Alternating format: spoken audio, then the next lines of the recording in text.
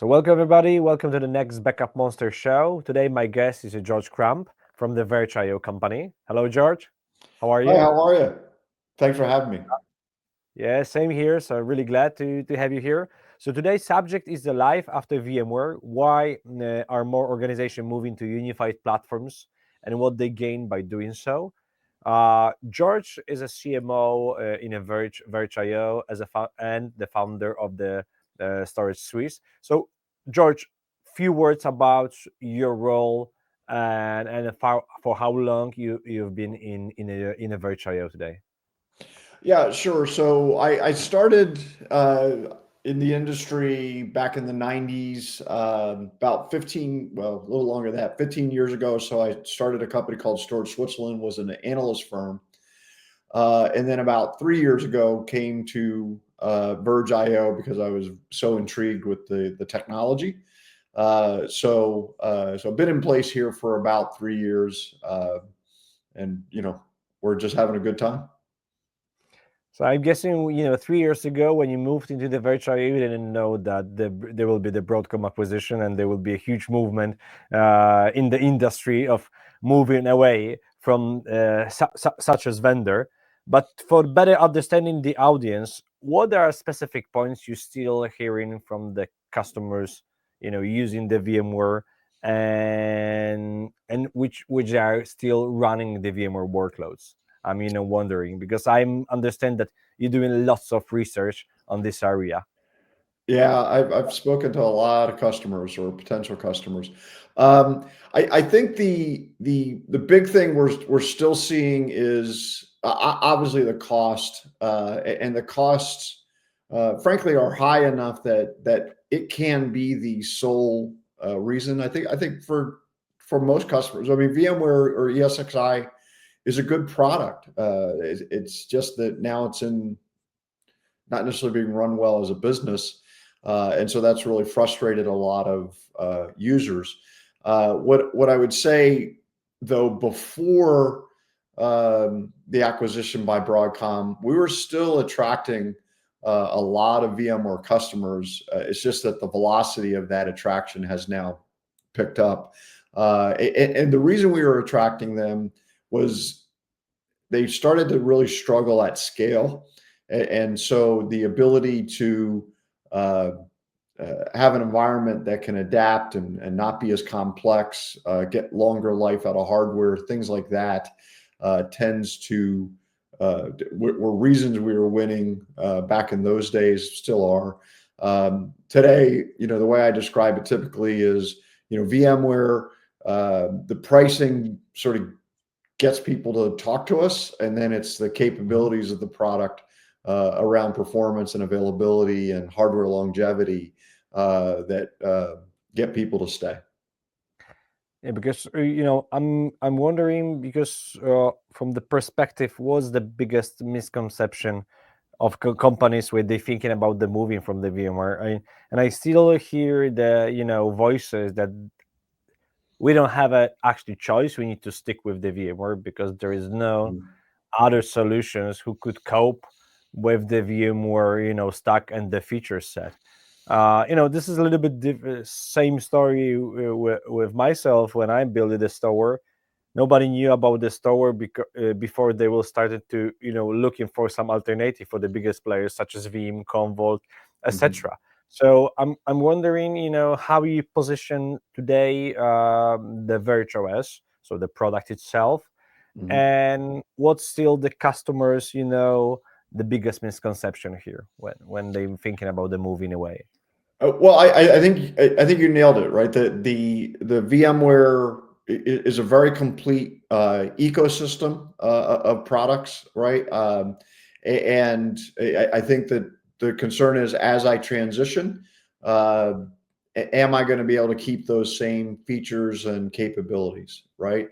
And I think what we tend to see fairly consistently is that it's a very rare situation that we can't do either exactly what they want to do with VMware, or what they were doing with VMware, or that we can do it better.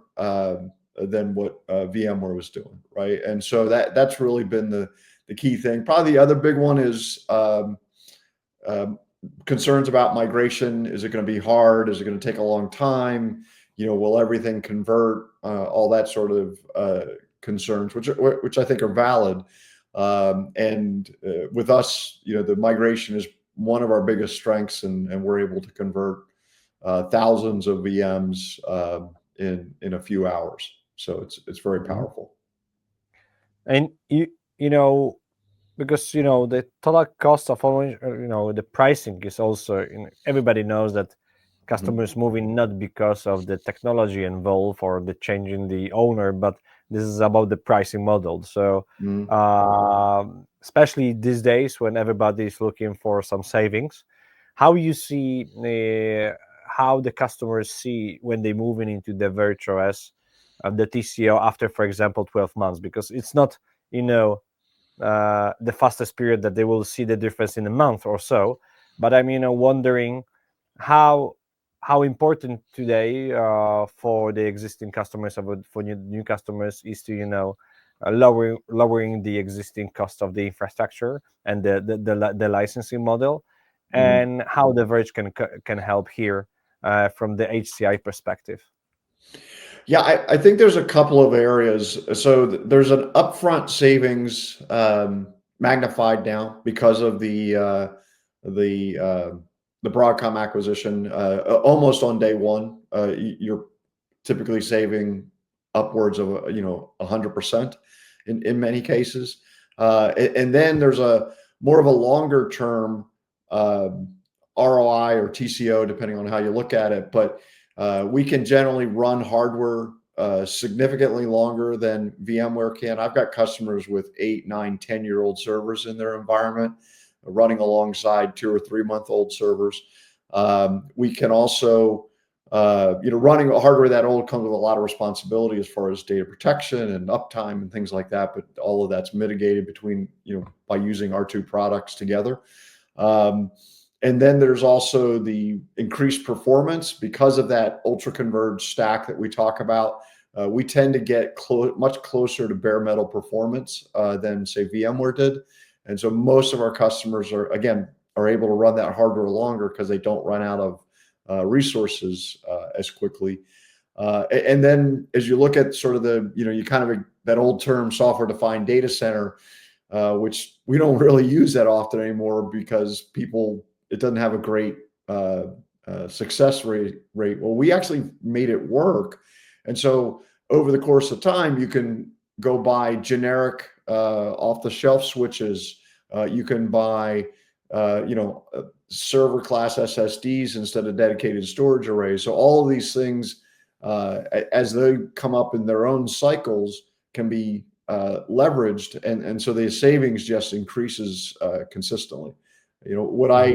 The customers I talk to that are, say 2 or 3 years into their journey with us at this point, they're looking at savings of 300 to 400%, infrastructure wide versus what they used to have before.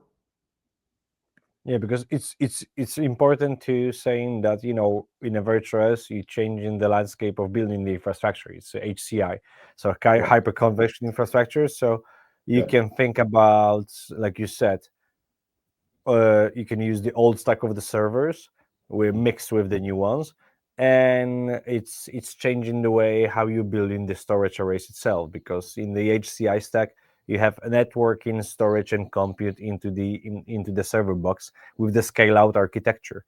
What's the minimum, let's say, number of the servers that you need to have to deploy the VirtualOS cluster today? You can run as few as 2 nodes, and most of our customers typically are running 3 or more, and then you can scale into the hundreds of physical nodes.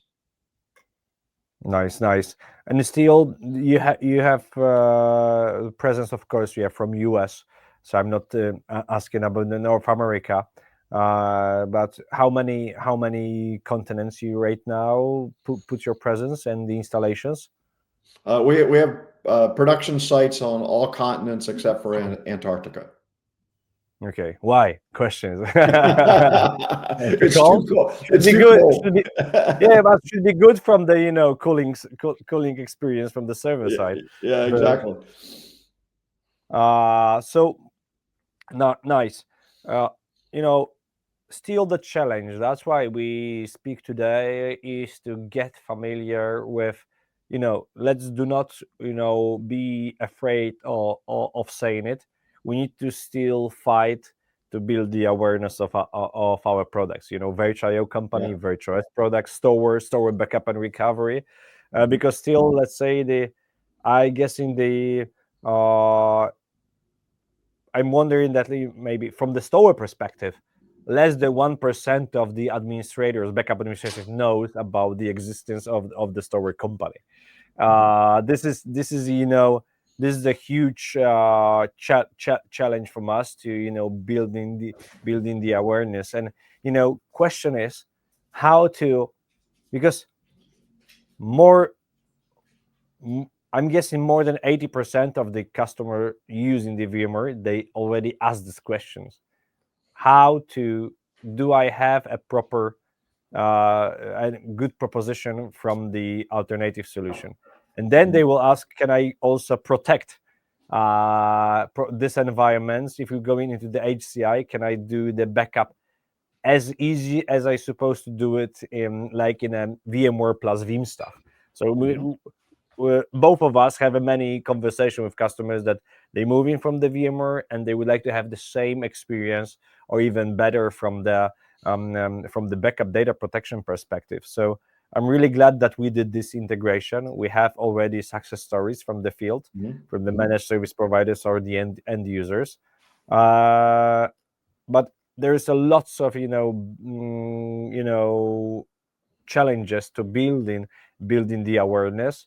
And I'm personally at this stage wondering how you as a CMO would like to build even more boost from the communication worldwide, because there is no possibility that will reach most of the VMware install base today. Mhm. Yeah, I think I'm pretty happy with our visibility right now. We invested, it was obvious early on that I can't outspend my competitors in the space, especially the big one, VMware. Um, and so we've done most of our work has been through building organic traffic.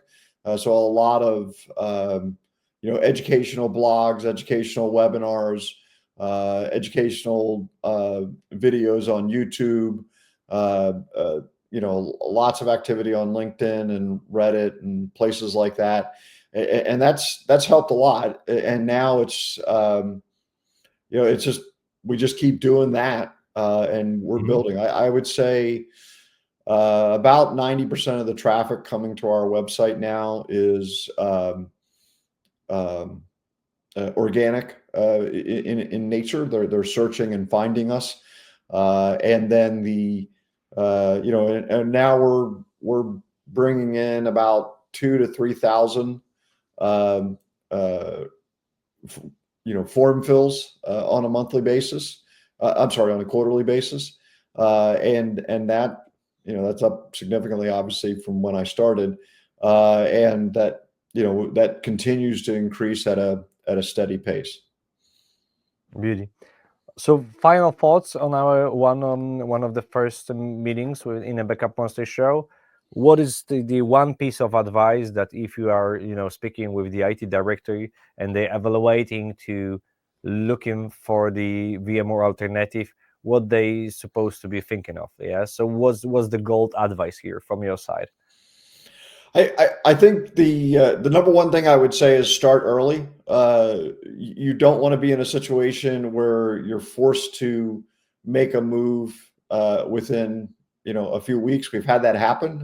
We've had, especially service providers, wait until the last minute, and we've had to uh, move 4 or 5 thousand, literally 4 or 5 thousand virtual machines in a weekend. It works, but it's a little stressful. And so I'd say you can never start too soon.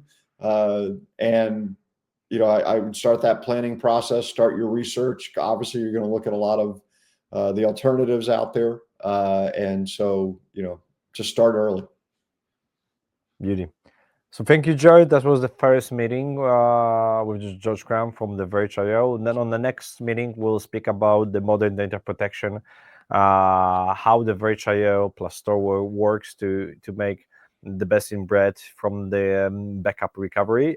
Plus, we'll talk about the ransomware, and we'll ask the question and the answer of what is the self-healing infrastructure or wording by meaning, and also meaning by Verge.io and Verge OS products. So, George, thank you, and see you on the next Backupmonster Show episode. All right, thank you. Cheers, bye-bye.